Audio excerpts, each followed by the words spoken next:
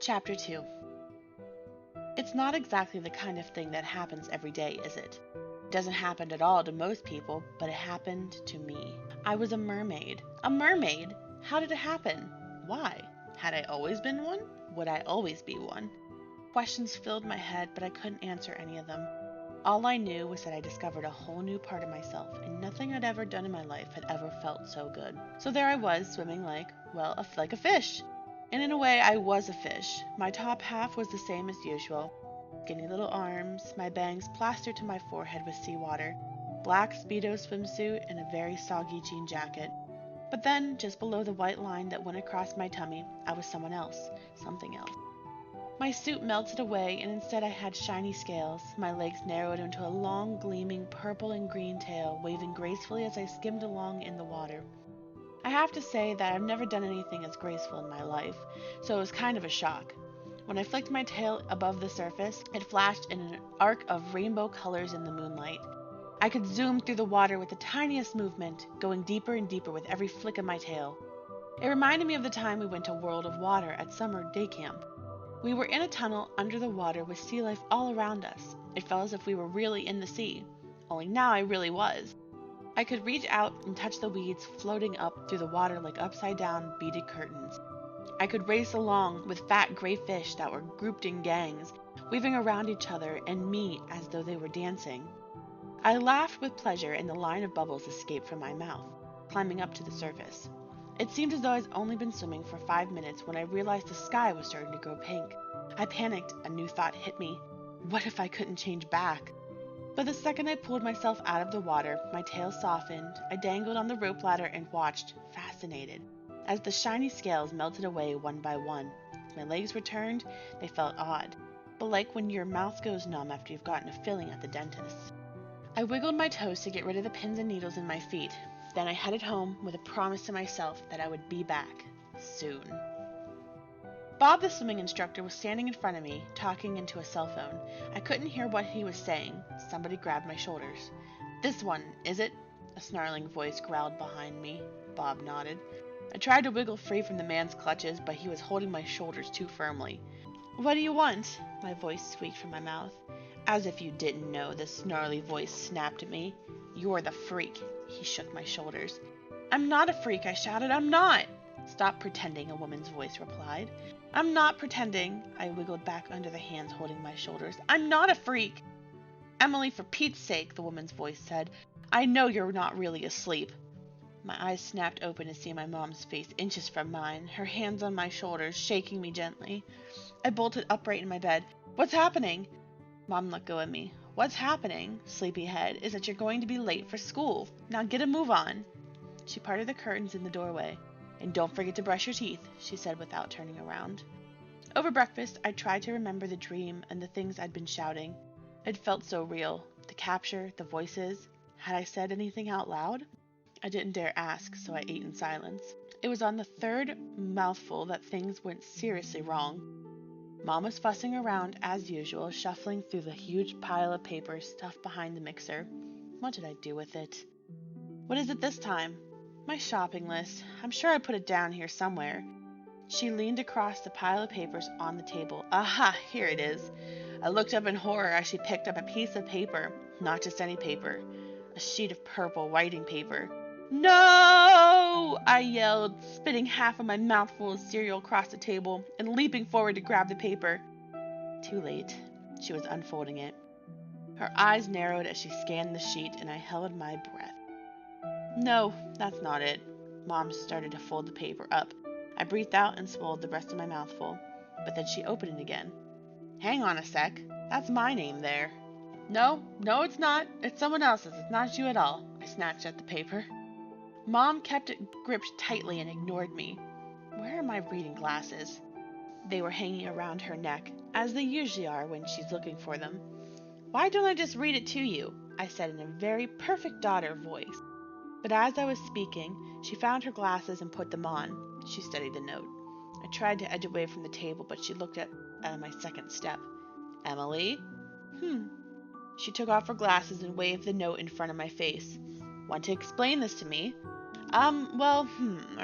Let's see now." I examined the note with what I had hoped as a I've never seen it before in my life, but I'll see if I can help any kind of expression on my face. She didn't say anything, and I kept staring at the note, pretending I was reading it. Anything to avoid meeting her eyes while I waited for my lecture. But then she did something even worse than lecture me. She put the piece of paper down, lifted my chin up with her hand, and said, I understand, Emily. I know what it's about. You do? I squeaked, terrified. All those things you were saying in your sleep about being a freak, I should have realized. You should? She let go of my chin and shook her head sadly. I've been an idiot not to realize before now. You have? Then she took my hand between her palms and said, You're like me, honey. You're afraid of water. I am? I squealed, then cleared my throat and twisted my hair. I am, I said seriously. Of course I am. I'm scared of water. That's exactly what it is. That's what it's all been about. Just that. Nothing more than, why didn't you tell me? I looked down in my lap and closed my eyes tight, trying, if possible, to squeeze a bit of moisture out of them. I was ashamed, I said quietly. I didn't want to let you down. Mom pressed my hand harder between hers and looked into my eyes. Hers were a bit wet too. It's all my fault, she said. I'm the one who's let you down. I stopped you from learning how to swim, and now you've inherited my fear. Yes, I nodded sadly. I suppose I have. But you shouldn't blame yourself. It's okay. I don't mind, seriously. She let go of my hand and shook her head. But we live on a boat, she said. We're surrounded by water. I almost laughed, but stopped myself when I saw the expression on her face. Then a thought occurred to me. Mom, why exactly do we live on a boat if you're so afraid of water? She screwed up her eyes and stared into mine as if she was looking for something. I don't know, she whispered. I can't explain it, but it's such a deep feeling. I could never leave King. But it doesn't make any sense. You're scared of water and we live on a boat in a beach resort. I know. We're miles from anywhere. Even Nan and Granddad live on the other end of the country. Mom's face hardened. Nan and Granddad? What do they have to do with it? I've never even seen them. 2 cards a year and that's it. I've told you before, Em, they're a long way away and we don't get along very well. But why not? We had a fight a long time ago, she laughed nervously. So long I can't even really remember what it was about. We sat in silence for a moment. Then Mom got up and looked out the porthole. This isn't right. It shouldn't be like this for you, she murmured as she wiped the porthole with her sleeve. Then she suddenly twirled around and her skirt flowed out around her. I've got it, she said. I know what we'll do. Do? What do you mean do? I'll just take the note to school and you could write one yourself. No one will ever know. Of course they will. No, we can't do that. Yes, we can. Now, Emily, don't start with your arguing. I haven't got the patience for it. Her mouth tightened into a determined line. I cannot allow you to live your life like this. But you don't. What I do is my own business, she snapped. Now please, stop answering me back. She paused for a second before opening her address book. No, there's nothing else to do. You need to conquer your fear. What are you going to do? I fiddled with the button on my blouse. She turned away from me as she picked up the phone. I'm going to take you to a hypnotist. All right, Emily. Now I want you to breathe nice and deeply. Good. I was sitting in the armchair of Mystic Millie's back room. I didn't know she did hypnotism, but according to Sandra Castle, she worked wonders on Charlie Hogg's twitch, and that was good enough for Mom.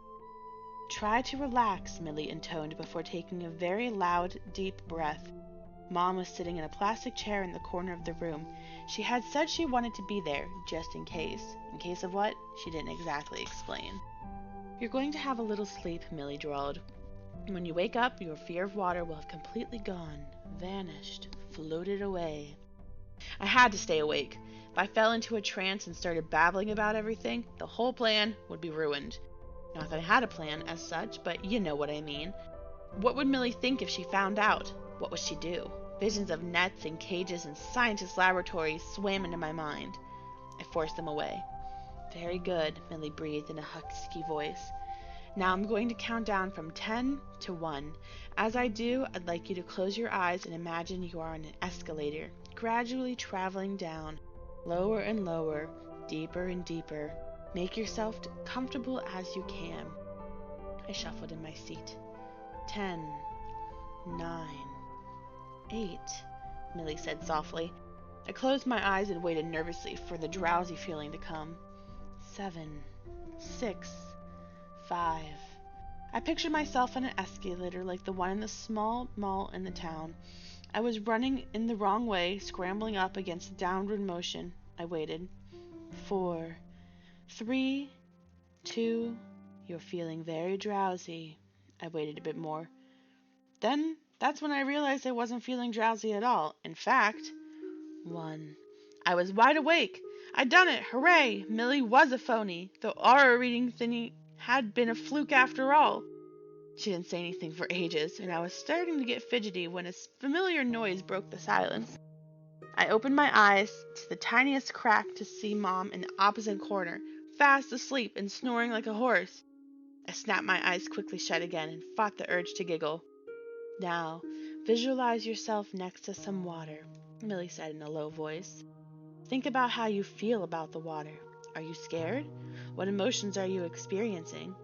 The only thing I was experiencing was a pain in my side from trying not to laugh. Now think of somewhere that you have felt safe, somewhere where you felt happy. I pictured myself swimming in the sea. I thought about the way my legs became a beautiful tail and about the feeling of zooming along with the fish. I was on the verge of drifting into a happy dream world of my own when Mom let out a huge snore that made me jump out of my chair. I kept my eyes closed tight and pretended that I had jumped in my sleep. Mom shuffled in her chair and whispered, "Sorry." "Not to worry," Millie whispered back. "She's completely under, just twitching." After that, I let my mind drift back to the sea. I couldn't wait to get out of there again. Millie's voice carried on in the background, and Mom soon started snoring softly again. By the time Millie counted from 1 to 7 and woke me up, I was so relieved and hugged her. "What's that for?" she asked. "Just to thank you for curing my fear," I lied. She blushed as she slipped Mom's $20 bill into her purse. "Think nothing of it, pet. It's a labor of love." Mom was quiet on her way home. Did she know I hadn't been asleep? Did she suspect anything? I didn't dare ask. We made our way through the town's narrow streets down to the promenade. As she waited to cross the road, I pointed to a bench facing the ocean. "Let's go sit down over there," she said. "You okay, Mom?" I asked casually as I could, as we sat on the bench. The tide was out, and little pools dotted in ripply sand as it left behind. She peered out towards the horizon. "I had a dream," she said without turning around. "It felt so real. It was beautiful." "When? What felt real?" She looked at me for a second, blinked, and turned back to the sea. "It was out there, somewhere. I can almost feel it." "Mom, what are you talking about?" "Promise you won't think I'm crazy?" "Of course I won't." She smiled and ruffled my hair. I smoothed it back down. "When we were at Millie's," she closed her eyes, "I dreamed about a shipwreck under the water. A huge golden boat with a marble mast, a ceiling of amber, a pavement of pearl." "Huh?" "It's a line from a poem, I think. I can't remember the rest." She gazed at the sea. "And the rocks. There weren't any rocks like you've seen. They used to glisten in every color you could imagine." "Used to? What do you mean?" "Did I say that? I mean they did, in my dream. They shone like a rainbow in water. It felt so real, so familiar." Her voice trailed off, and she gave me a quick, sideways look. "But I suppose it's sometimes like that, isn't it? We all have dreams that feel real. I mean, you do, don't you?" I was trying to figure out what to say when she started waving. "Oh, look," she said briskly. "There's Mr. Beeston." I glanced up to see him marching towards the pier. "He comes around for coffee every Sunday, 3 o'clock on the dot. Mom makes coffee. He brings honey buns or donuts or bear claws. I usually scarf mine down quickly and leave the two of them alone. I don't know what it is about him. He makes the boat feel smaller somehow, darker." Mom put her fingers on the edge of her mouth and let out a sharp whistle. Mr. Beeston turned around. He smiled awkwardly and gave us a quick wave. Mom stood up. "Come on, better get back and put the water on." And before I could ask her anything else, she was marching back to the boat. I had to run to keep up. Thank you for joining me, my friends, in Chapter 2 of the Emily Windsnap series. I hope to catch you again next week with Chapter 3. Bye!